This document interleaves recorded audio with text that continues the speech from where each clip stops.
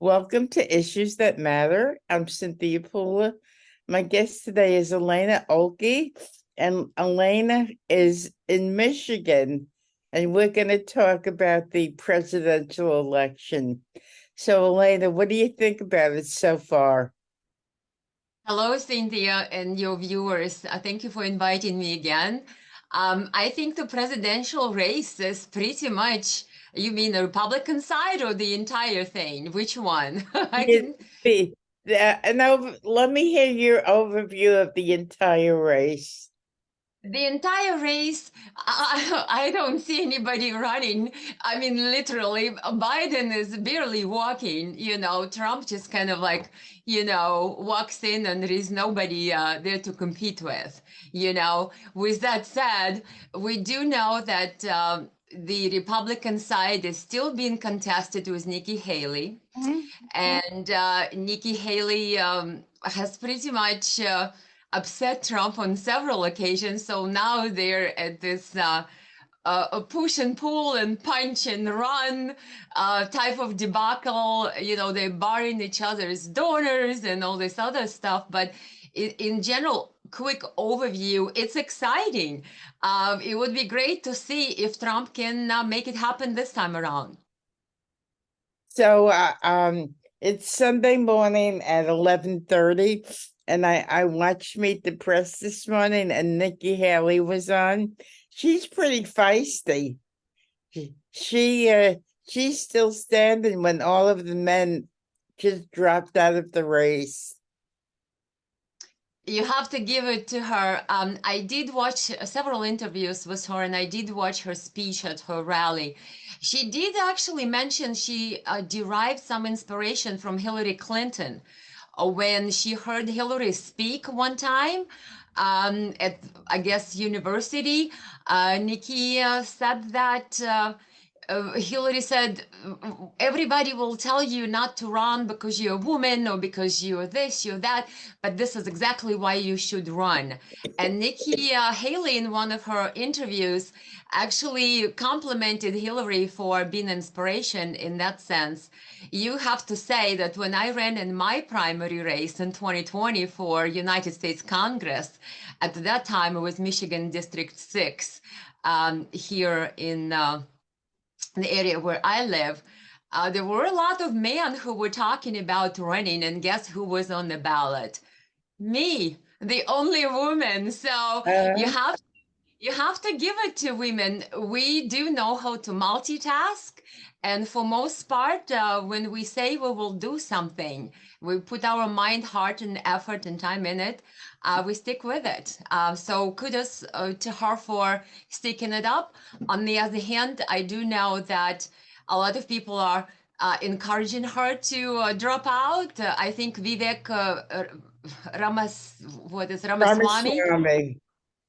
he has encouraged her to drop out. But if you think about it, I mean, um, she is doing her best because she is a career politician. She was elected to the state legislature in South Carolina at the time. Then she was governor of that state twice. Right. Then she UN ambassador when she resigned from being a governor and joined Trump's administration as UN ambassador at the time.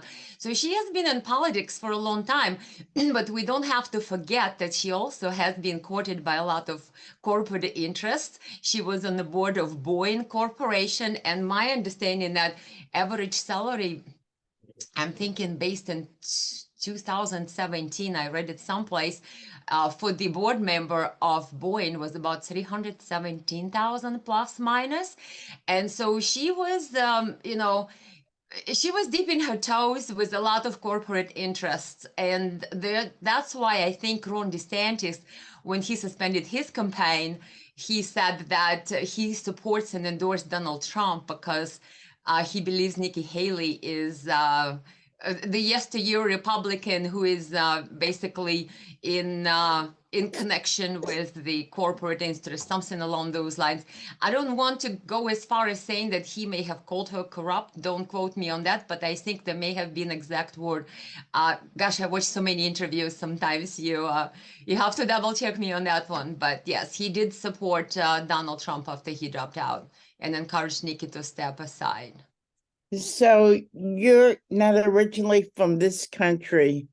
What what sparked your interest in politics, and what sparked your interest for running for office? You know, Cynthia, I have been a businesswoman in this country when I came to the United States in 1998. Pretty successful, I've done well.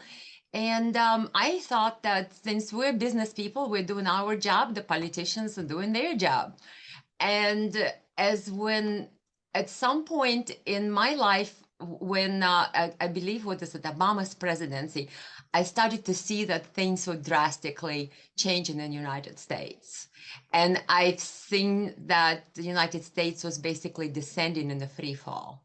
And I started to pay more attention to the votes and what politicians do. And I thought, oh my gosh, they are not doing their job. We think they do. We come to the polls, we vote for them. But no, this country is moving down the hill in a free fall. And then I thought, wow, something needs to change. And who is going to change it? If politicians are focused on their careers, on their donors, on how to please their corporate interests, some people like me, like you, Cynthia, the people who are supposed to contribute to our self-governing process in the United States, you don't have to be a career politician to run for office. Right. This is not why America was founded. America was founded that everyone has an opportunity to participate in the process of self-governing. And that's why when one of my platform keynotes was the term limits for US Congress. Yes, we need term limits. We do not need incumbents there for 35, 40 years. They have no business being there. There is other people who can contribute as intelligent, if not better and more intelligent, as capable. Women or men does not matter. Whatever your gender you identify with, whatever rocks your boat, if you are capable and willing American citizen to contribute to our country's greatness and success and uphold the Constitution, and you're willing to sacrifice your time, your life, your skills, everything that you've gained so far to bring it forth to benefit the public in America, you can do it. And that's inspired me to step up because I saw that politicians are basically wasting our time and our taxpayer dollars and not doing anything to solve any problems in real time. So that's why I stepped up.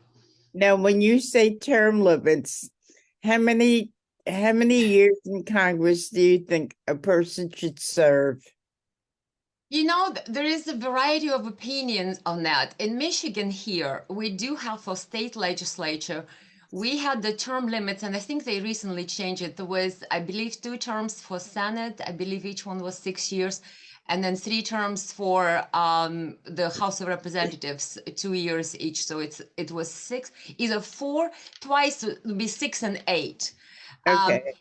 I don't think that this is in Michigan or in the state legislature. I don't think that needs to be that long, to be honest with you, in United States Congress. I don't think that needs to be that long. I think that's one of the problems, that we have people there for 35, 40 years. That breeds corruption. That breeds connections, that breeds the favoritism, corporatism, nepotism. And that's one of the biggest problems in the United States, because if those people are there for forever, what was American Revolution is all about? If we had a king and king had his favorites, who were basically a birthright, people entitled, and they felt entitled.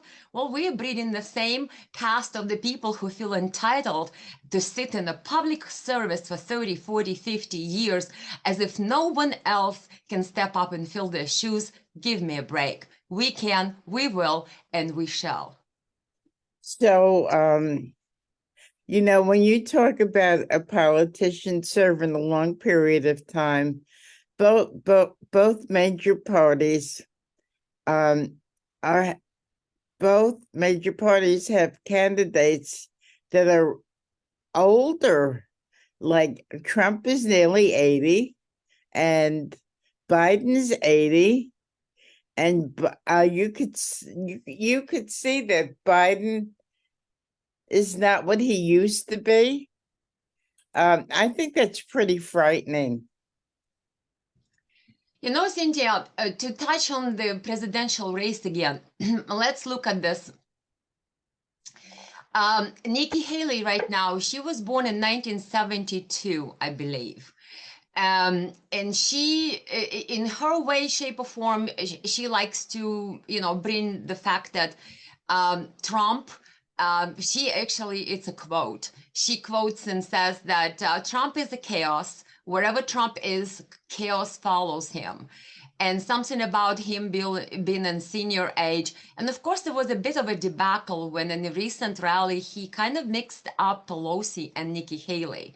Was one of those interesting moments. But then, hey, the guy is just kind of like, really, I don't know how he does what he does, but yeah, give him a break, maybe 5 minutes that he mixed those two. But Biden, everybody agrees. People overseas basically have noticed it, and in their own words, they believe that Biden is in cognitive decline of sorts. I'm not a doctor, I'm not a physician to diagnose him, but there is certainly a lot of things on camera, on video, and a lot of things he says, which at some point you have to actually attribute it to be a flat out lies. He lied out about one of his sons being killed in either Iraq or something like that. And he lied about, I mean, there is a long list of lies that Biden does. So is it cognitive decline? Is it age? Is it intentional? We don't know. But Nikki Haley definitely is popular with voters who would like to see a fresh face, what they call. And she has a lot of Republican donors right now. The biggest new thing is the South Carolina primary, where Right. she has a lot of endorsements. I mean, Trump, has received a lot of endorsements, but she has a lot of donors who are supporting her. But look at the money spent. Ron DeSantis, I think he took it all the way to the bank. 200, I'm thinking, million that his presidential race cost. Trump, I believe, about 36, 37 million thus far, and Nikki Haley about 11 million thus far. So it's not really about the money, because if it was, Ron DeSantis would already have been the front runner, but he is not. And remember how you and we spoke on the phone? It's like running against Trump is like running against Elvis Presley. You don't want to be running against Elvis Presley. He's got charisma. He's got style. Yes, he's rough on the edges. I have to spank him for commenting on Nikki Haley's dress the other day. I think that was below the belt. He didn't have to go there. Remember what he said? That, oh, she just was wearing this dress, and Right. you're better than that, Trump. But on the other hand, I think the Biden campaign is ecstatic about Nikki still being in the race. Guess why? Because when Ron DeSantis pulled out of the race, what happened was he endorsed Donald Trump. So Trump was hoping to gain a lot of DeSantis supporters, which he did. But Nikki Haley, she was trying to gain some of the independent voters and Ron DeSantis supporters, but they're not running to her that fast. A lot of Ron DeSantis supporters went to Trump. Can she swing independent voters towards herself? I don't see how, if Trump has such a great support in South Carolina, all the major lawmakers, including my unfavorite Senator Lindsey Graham, who is a warmonger and wants the war in Ukraine to go forever. But he supports Donald Trump, and including I almost think about 30 different lawmakers down there. So she being a South Carolina former governor, is she gonna, ride the wave and all the way to the top? I don't think that's gonna work. I think Trump's gonna take South Carolina, like he did the New Hampshire by the storm. I think he took New Hampshire by double digits. And in the recent polls, he is leading 61% to her 27%. So I'm thinking, but then again, I think the reason why Nikki is still in the race, why she's trying to stick it out and hope that maybe, just maybe, between now and the primaries and everything else, that something drastic happens, and maybe for some magical reason, Trump will not be a contender anymore. Maybe that's what she's betting on, because if he wins South Carolina, that's a take-all state. So all 50 delegate votes will go to Trump. And I believe you need 1,215 or something like that, plus minus votes total. So she believes that there is more states to go. She can keep going. She can keep running, and maybe hoping that poor Trump with 91 criminal charges against him, at some point, maybe something will stick, and maybe that's what she's hoping for. She did mention before that Americans will never vote for a criminally convicted felon or something along those lines. So maybe that's her hope, that at some point Trump's last straw will break, and maybe he will not be in the race anymore, and here comes her.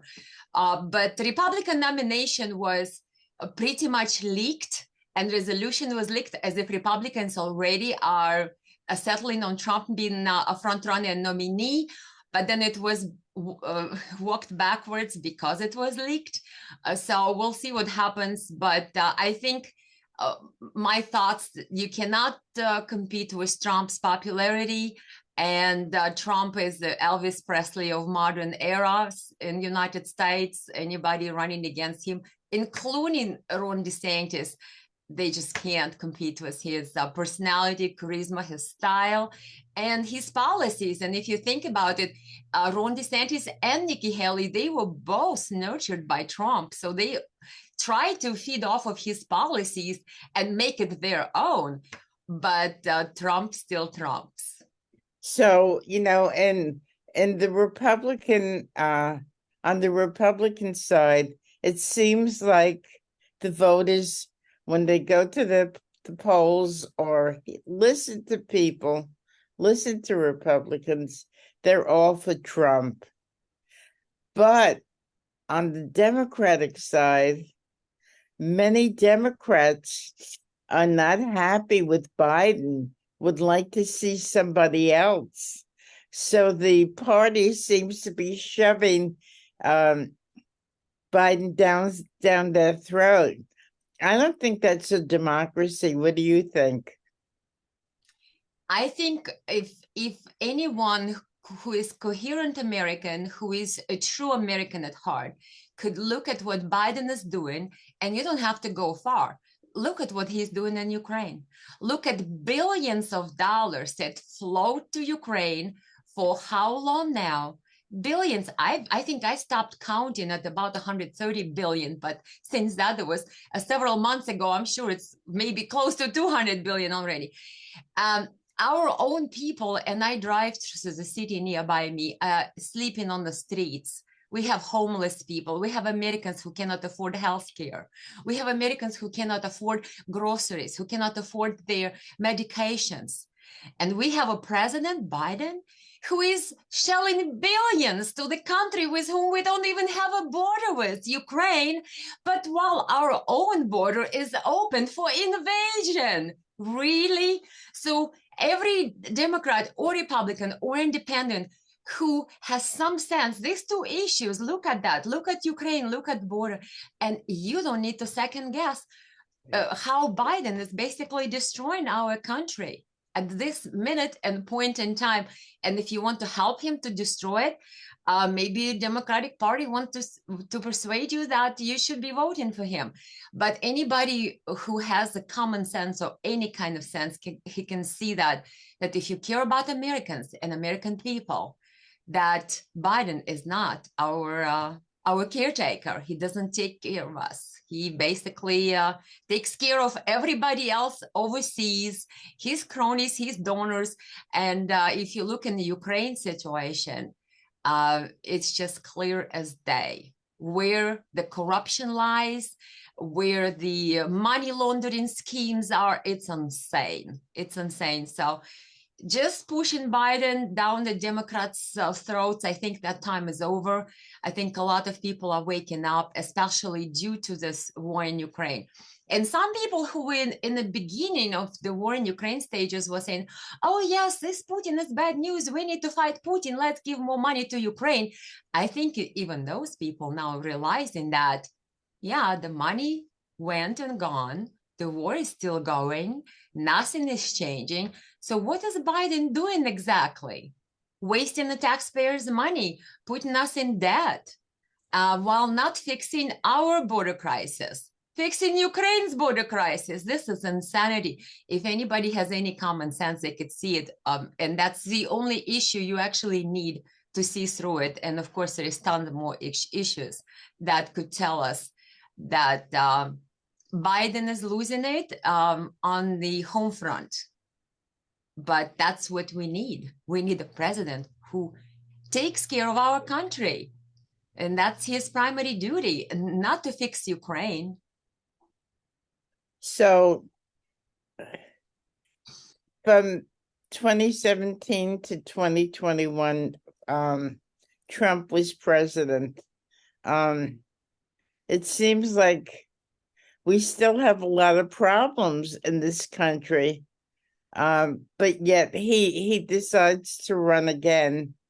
Do you think it's time for him to step aside and allow somebody younger with more, and vigor than he's got?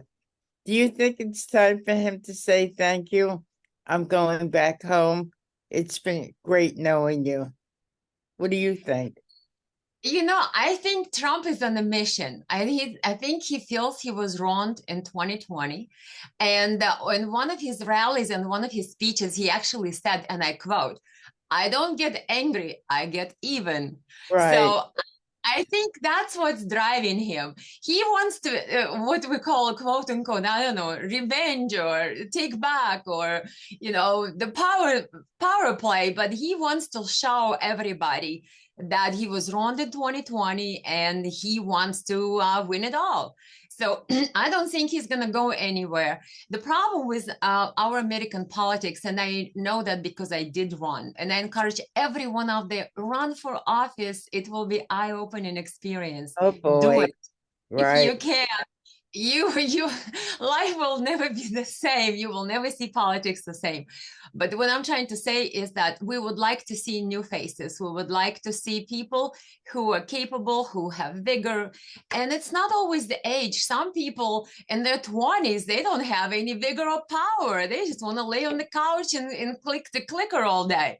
Right. And some people in their 80s running around and full of vigor. So it's not really the age thing, but I agree with you, Cynthia, as to, yeah, we would like to have more people to choose from. But the problem is that the election system, entire election system is broken. It is broken. Why? Because we don't want politicians to be corrupted by corporate interests.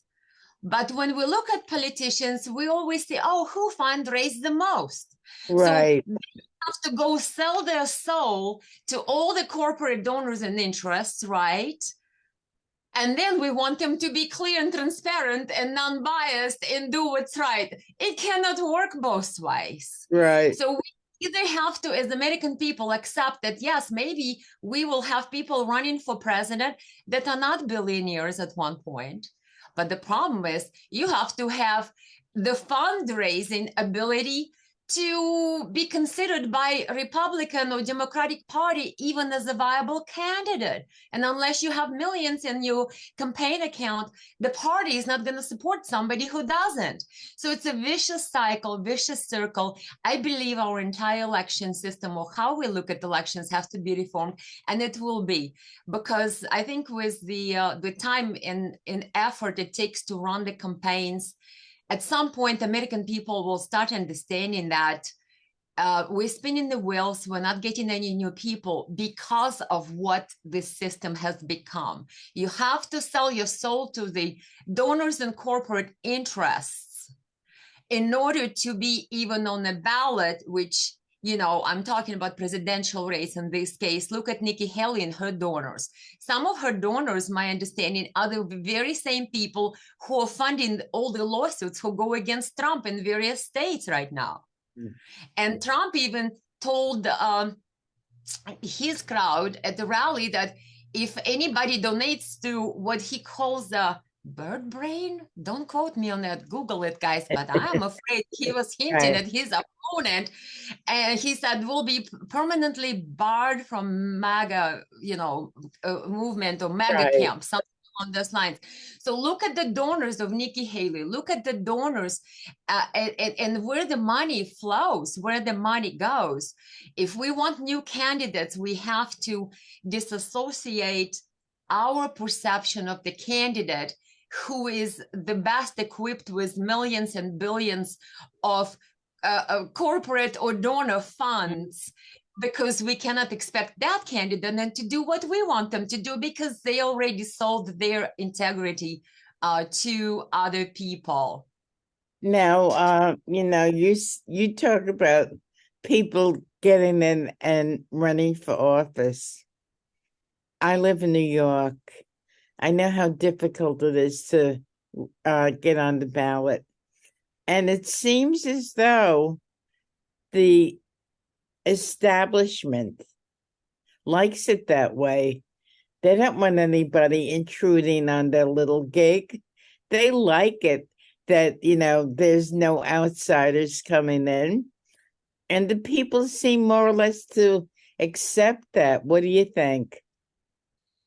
I think, Cynthia, like I said, the entire system is broken. The entire system is very much geared for failure and not serving the interest of the people. If you need to have millions of dollars to participate in presidential debates, to even be capable to step on a stage, you know how they alienate the candidates from opportunity to participate in debates based on what they have in their accounts, how much money they have. That's insane. When I ran a Republican primary, the policy of Republican Party, I ran against incumbent of 35 years at the time. Imagine the guts. Imagine me. I never ran for public office, and I am stepping up and taking on the 35 years of incumbent in my district, right? But a Republican Party policy is they always support incumbent. So we have a Right. Republican incumbent in office who voted to impeach President Trump. And the party supports this type of incumbents. That's a policy that needs to go. Because if you have an incumbent who is a Republican, they have to abide by at least majority of Republican platform. Republican Party has a platform. It's a book. They need to read it and they have to study it. And you have to be within the party policy. Otherwise, why are you calling yourself Republican? In my case, the incumbent I ran against in the primary was constantly voting with Pelosi and Democrats and called himself a Republican. Uh-huh. And the party policy is we support incumbents. So what the party is basically saying, we don't care if the incumbent basically sell out to Pelosi's camp, we'll still support him. That's insanity. And here comes me in 2020, run on the platform of America First, a Trump supporter, all the great Republican values and policies in place. But the party supports incumbent who votes against Trump and votes to impeach Trump, a Republican president. This is insanity. Therefore, parties need to look at their policies and see where do they go wrong, because the people look at me and think, oh, Elena is running. She must be getting all kinds of support from Republican Party. Let's donate to Republican Party so they could give Elena some support. Guess what? Elena gets nothing from Republican Party. All the money you donate to Republican Party goes to the incumbent Elena is running against. Do you see where it's at, Cynthia? So the playing field is not plain. It's not a level field. Competition is not fair.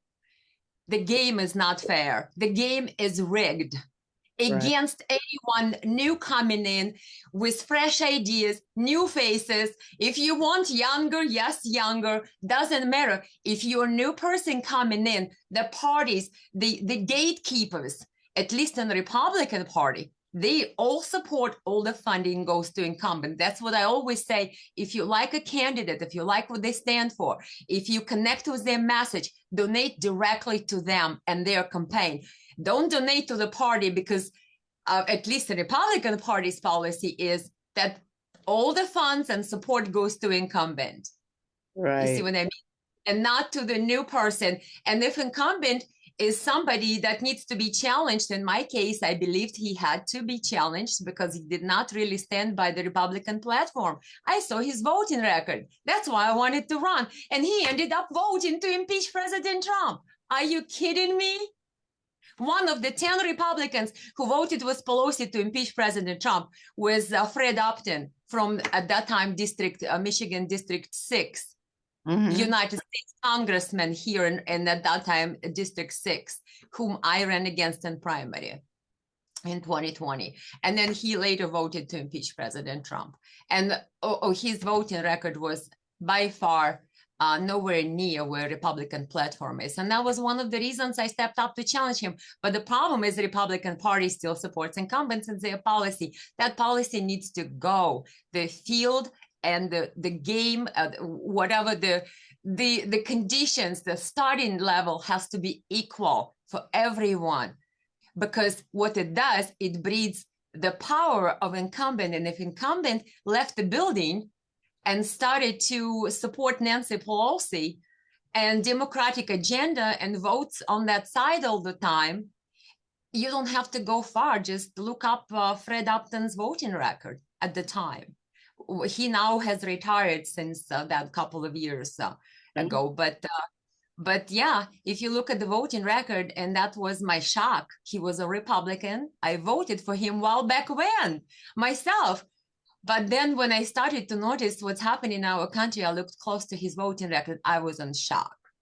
One of the 10 Republicans who voted with Nancy Pelosi, Fred Upton. One of the 11 Republicans who voted on some bill with Nancy Pelosi.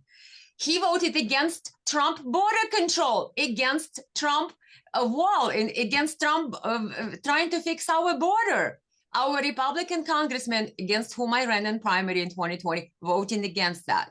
I mean, seriously? So that's what the problem is. The parties are the problem. And then another problem is endorsements. And I know in Michigan, a lot of people are frustrated with some of the endorsements that Trump was giving because some of the endorsements that Trump campaign gave to some of the candidates who ran at least in 2022, some people who are very good conservatives here, who are very strong conservatives, quite questioned, and they believe that maybe Republican Party gives Trump a list and says, here's the people, endorse them, and maybe Trump doesn't have time to vet them all himself. But that's another problem, the endorsements. Because some of those endorsements that were received from Trump campaign towards some Michigan candidates, a lot of conservatives were quite displeased as to who received those endorsements. And the ones who should have received endorsements because they're really strong conservatives and really strong Trump supporters never got any endorsements. So how does that work? Well, it's probably because the party submits a list to Trump. That's what my thought, and that's what I've heard other people say. I wasn't there, wasn't in the room, but if party selects certain people and hands that list to Trump for endorsements, and that's pretty much it, and he doesn't vet the candidates and he doesn't see who else is out there running who maybe is more deserving or stronger candidate or has a better platform or better support for America First policies, that's a downside as well. So there's lots of different issues that could be done differently, I mean, in our elections and how parties work with candidates. And of course, I'm kind of in the process of writing about it. I hope that maybe one day will be a book about it because I have so many thoughts, so much to share. I hope maybe somebody would be interested. So in 2016, when Trump ran the first time, back then to today, Did the establishment consider him an outsider? I believe so. And that's one of the things that I think I have. I mean, of course, I don't compare myself to Trump, but I do have in common. And it's one of the reasons that I also decided to run in 2020 to support Trump, because I realized he had no support from at least my congressman from my district in Congress, and he needed that support to put forth his policies, because obviously, in the end of the day, it's Congress who gives the money and votes on things and decides. It's the people's representatives, right? But with initially when Trump ran, he was not a career politician. Neither am I. He's a real estate developer, so am I. So we have some things in common, but the problem is that because we are not career politicians and we're self-made people and we're well-to-do, successful people, nobody can control us. You see what I mean? And I think that's a problem for a lot of party, and I don't, know which party. I think any structure, whether it's a political party or any structure, likes to have a certain element of control over their candidates, so they could sort of kind of have their, donations flowing because Right. of whatever that they have the commitments with, or whoever they have commitments with. And for years, maybe those commitments. And here comes the outsider.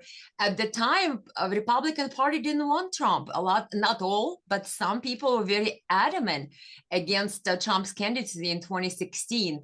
And some still are. And I think those are the ones who support Nikki Haley heavily right now. Those are never Trumpers. That's why they want Nikki, because, they want somebody that they can see as a career politician, possibly, that they can have a better handle on. Who can get at a handle on Trump? I don't think too many can. And who can get the handle on somebody who is independent, who is self-made, who is a business person, who did not wait in a pipeline? There is a lingo in politics. It's called pipeline. So when you get into politics and see what's going on, and there's all these people who will come up to you, and Nikki Haley actually said the same thing people told to her. Oh, Nikki, why don't you, run for like a school board trustee or something like that? And that's why she felt like she wanted to run for president, because all those people were always telling her to start small, to start slow. And like there's be people who will tell you, oh, why don't you run for like a commissioner or like a county commission? Like they would want you to get into that pipeline so they can then see, okay, now you at this level, well, maybe you agree with what we want, maybe we'll promote you to next level, we'll encourage you to, so you have this pipeline where you're growing. And here comes me, never ran for public office, and want to take on the 35-year in office incumbent. Here comes Trump and says, I want to be a president. Where is that door? Where do I sign in? So yeah, the parties, consider people who were not going through that pipeline, through that gradual, ascent, like Nikki. Nikki is as political career politician as a gradual pipeline as can be. She started from state legislature. She was, I believe, an accountant. Then she went to be some business women owners association treasurer or something like that. Then elected to state legislature. Then she went to, governorship twice. And then U.S. Ambassadorship under Trump. And then, of course, now running for president. So you see people like that, those are the pipeline people. You know what I mean? And the people like Trump, who just comes out of business background, and I come out from business background, we didn't go through this gradual process of, being, I don't want to say submissive, but maybe, submissive to the extent of, this is my career. Let's just gradually grow into becoming this, stellar opportunity. In her case, is presidency. No, I believe that I am a business person. I have something to bring to the table. So does Trump. And I don't need a career in politics. I always told people, he says, "Oh, Elena, you're a politician." I said, "No, I'm a stateswoman. I'm a businesswoman. I want to give back to the society, to America. But I don't need a quote unquote career in politics. I already have a career." And you see, Trump is the same way. He doesn't have to be a president. He's got stuff going for him. He has his businesses. He has his other priorities out there. He wants to give back to America. My understanding, he wants to make America great again, like he said. He wants our country to be respected again. So do I. So is it outsider? Very much so. But I think that everybody should have an opportunity as American citizen to participate in American political process. And we should not be treated as outsiders just because we want to contribute to what's constitutionally our right to do, to contribute to self-governing. American Congress was not made for those people to make careers out of it for 50, 40 years. Thank you, Ms. Pelosi. Mr. Biden, 47 years? What? Right. America was made that you could serve, Cynthia, for a few years, and I can come and serve and contribute with my experience, and another person can come. But people are so paranoid, they're so scared, like, oh, I need to have political experience. No, you don't. You're American citizen. You're intelligent. You have something to bring to the table. Bring your skills. You know what I mean?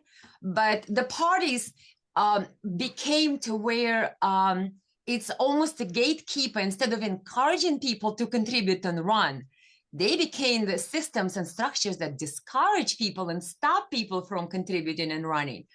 And in my view, Republican Party needs a makeover, overhaul, whatever you call it, because there are a lot of good candidates. I know Dr. Shiva in Massachusetts. He ran at the same time I ran in 2020. He ran for U.S. Senate. I ran for U.S. Congress for the House of Representatives. And Peggy Hubbard in Illinois, she was a great candidate. We're all Republican candidates, all Trump supporters. Did any of us get a Trump endorsement? I don't even know if Trump knew we were running. Wow.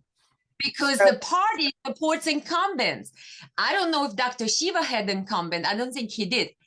When it's open seat, it's a little different. But I ran against incumbent. So even though I am a Trump supporter, you see what I mean? The party still will support incumbent. That's insanity. So the parties need an overhaul of their policies if we want people who are more connected to the voters. People who are more connected to the issues instead of their own political gains or their political careers and how they're perceived by their donors. So this is going to be a very, very interesting year. Never before in my lifetime have I ever seen anything like what's going on today. So would you be interested in coming back again, Elena, and talk about what's unfolding and share your thoughts about, the whole process? Oh, absolutely. I'm sure we could talk. I enjoy my time with you, Cynthia. We always find something interesting to discover, uncover, and share with your viewers. And thank you and your viewers very much for allowing me this opportunity to come and be with you today. Thank you. I'm Cynthia Pooler. This is Issues That Matter. We've been listening to Elena Ohlke. And if you like this show, please subscribe to my YouTube channel. And please because if you like this video, then it spreads on YouTube that much more. Thank you. And Elena, thank you, everybody. Have a great day.